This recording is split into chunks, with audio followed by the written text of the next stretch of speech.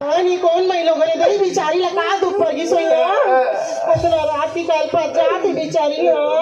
बोला उठा लेते पर हो गई बिचारी ला आई बहनी सुना था क्या वो कौन है दीदी आई थी कौन है औरत है सिया मैं लालपुर पर सोदर लालपुर था आई मैं खुड़सा रखो यहाँ मोलनी चुने वो तो इसने कहा पर रोतस बहनी अक्कर रात की तोला कहा दुख पड़ गया वो कहा तकलीफ है तोला बता ना बहनी का बताबे बहनी हाँ यार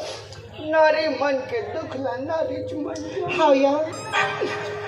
काला बताबे बहनी कहा तकलीफ है तोला बहनी कहा पर इसने कल पता सो मैं इसने नहीं देखे सको दे कोई रो तो गा तो काला निकल बे बनी जब ले आया हाँ तब ले मोला सुख नहीं मिला कैसे कर वो नारी मन की जिंदगी तुझने बहनी किस्मत में लिखा है वो हमारे मन उसने